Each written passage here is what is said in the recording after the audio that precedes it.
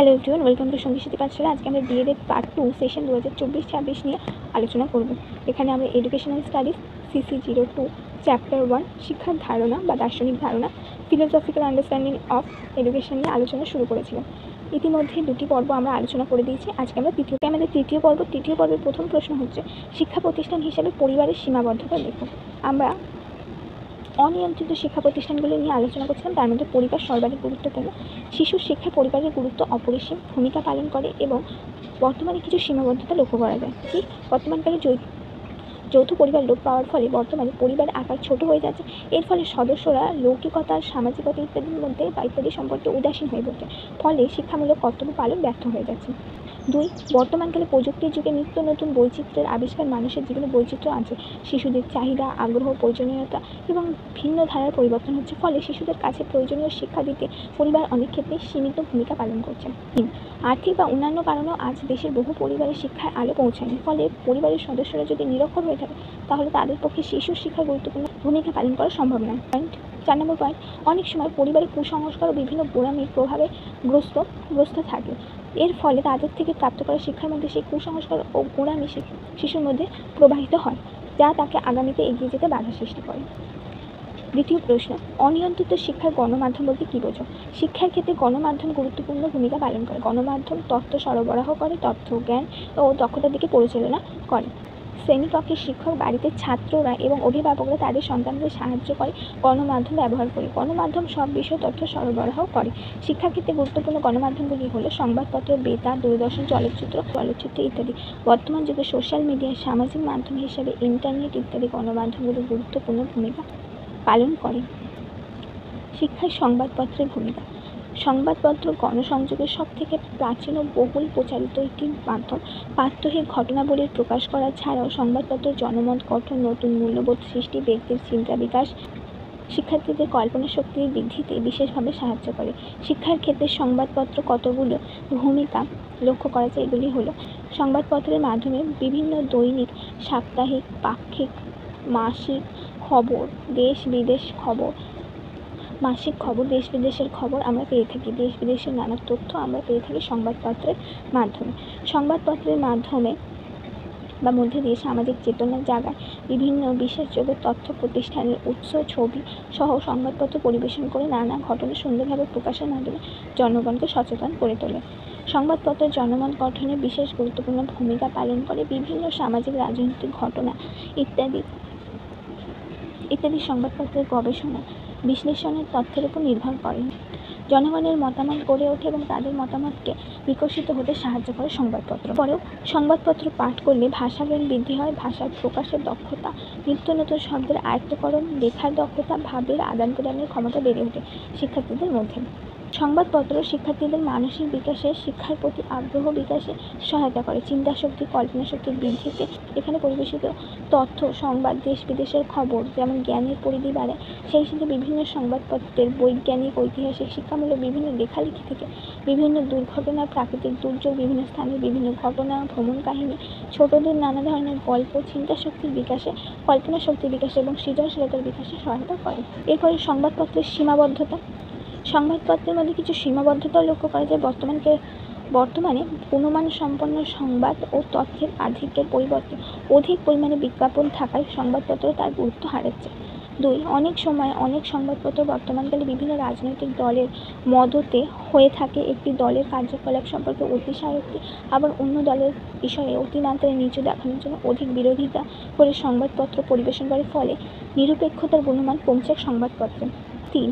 বর্তমানে সংবাদপত্র সাধারণত গুণমান সম্পন্ন, সকলের জন্য এমন বিজ্ঞাপনের মাঝেও নানা কুরুচিকর ছবি ছাপা হয়ে থাকে। ফলে এটি সকলের কাছে গ্রহণযোগ্য হয় না। 4.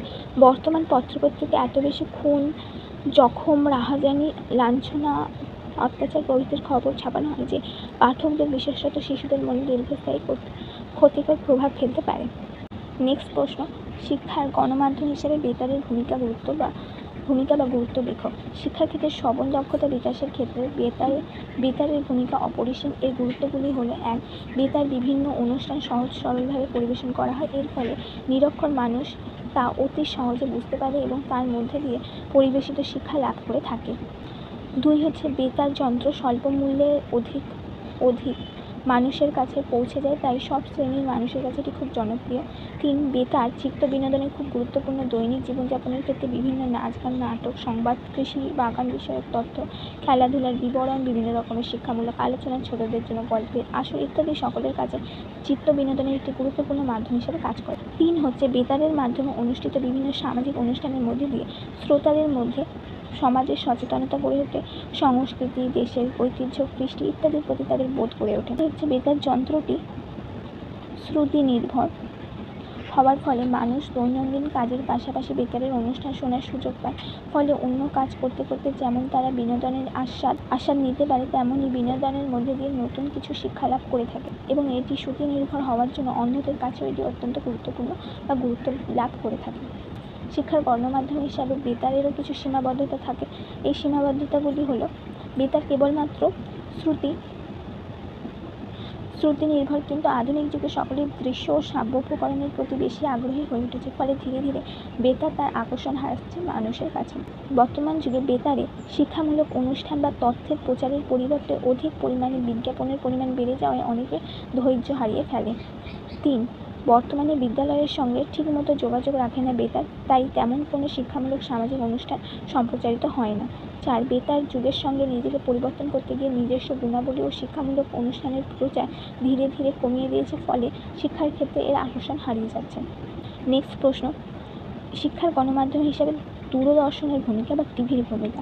শিক্ষাক্ষেত্রে গণমাধ্যম হিসেবে অত্যন্ত গুরুত্বপূর্ণ একটি শিক্ষামূলক গণমাধ্যম হলো দূরদর্শন। শিক্ষামূলক বিষয়গুলি এখানে মানুষ শোনার সাথে সাথে দেখতেও পায়, ফলে এর আকর্ষণ ও গ্রহণযোগ্যতা মানুষের কাছে অত্যধিক বেশি। দূরদর্শন হলো শ্রবণ ও দর্শন নির্ভর মাধ্যম। এর মাধ্যমে অত্যাধিক জনপ্রিয়তা লাভ করেছে, কারণ এটি একসঙ্গে মানুষের দুটি ইন্দ্রিয়কে সক্রিয় করে তোলে এবং এর মধ্যে দিয়ে মানুষের মধ্যে শিক্ষা দীর্ঘস্থায়ী হয়ে থাকে। দূরদর্শন একটি অনিয়ন্ত্রিত শিক্ষার মাধ্যম, যা সমাজের সর্বস্তরে শিক্ষিত অশিক্ষিত মানুষের কাছে গ্রহণযোগ্য। এর বিভিন্ন অনুষ্ঠানের মধ্যে দিয়ে বিভিন্ন নিরক্ষর মানুষ শিক্ষা লাভ করে থাকে। নেক্সট পয়েন্ট, দূরদর্শন জনগণের মধ্যে নান্দনিক রুচি প্রকাশ ঘটায়। বিভিন্ন ধরনের অনুষ্ঠান দেখতে মানুষ পছন্দ করে এবং তাদের নিজেদের অজান্তেই তারা বিভিন্ন বিষয়ে নতুন নতুন ধারণা জ্ঞান লাভ করে। লাস্ট পয়েন্ট, দূরদর্শন বিভিন্ন প্রচারিত অনুষ্ঠান, আলোচনা, পর্যালোচনা, সংবাদ ইত্যাদির মধ্যে দিয়ে তথ্য পরিবেশনের সাথে সাথে সাধারণ মানুষের মত গঠনও গুরুত্ব দেওয়া হয়। বিভিন্ন প্রশ্ন রাখা হয় তাদের সম্মুখে এবং তারা নিজেদের মধ্যে আলোচনায় নতুন নতুন বিষয় খুঁজে পান এবং সেই দিয়ে তারা নিজের চিন্তন ক্ষমতার নতুন মত গড়ে তোলে। 28 নম্বর প্রশ্ন, শিক্ষার মাধ্যম হিসাবে দূরদর্শনের সীমাবদ্ধতা। শিক্ষার মাধ্যম হিসাবে দূরদর্শনের যেমন গুরুত্ব রয়েছে, তেমনি কিছু সীমাবদ্ধতাও রয়েছে। বর্তমানে দূরদর্শনের শিক্ষামূলক অনুষ্ঠানের চেয়ে বিনোদনমূলক অনুষ্ঠান বেশি সম্প্রচারিত হয়, ফলে ছাত্রছাত্রীরা ওই সব অনুষ্ঠানে আকর্ষণ অনুভব করে এবং শিক্ষার প্রতি পড়াশোনার প্রতি আগ্রহ হারায়। একটি দূরদর্শন যন্ত্র অনেক সময় সর্বস্তরের মানুষের পক্ষে কেনা সম্ভব হয় না। 3. অনেক ক্ষেত্রে গ্রামাঞ্চলে বিদ্যুতের অনিয়মিততার ফলে দূরদর্শন সকলের কাছে জনপ্রিয় হয়ে ওঠে না। দূরদর্শন একটি দ্বিমুখী অনুষ্ঠান, এখানে কেবলমাত্র শ্রোতারা শুনে থাকে এবং তাদের প্রশ্ন করার সুযোগ পায় না। দূরদর্শন দর্শক আকর্ষণের জন্য অনেক সময় দুঃসাহসিক বিভিন্ন কাজকর্ম, বিভিন্ন বিজ্ঞাপন সর্বস্তরে সর্ববয়সী মানুষের জন্য হয় না।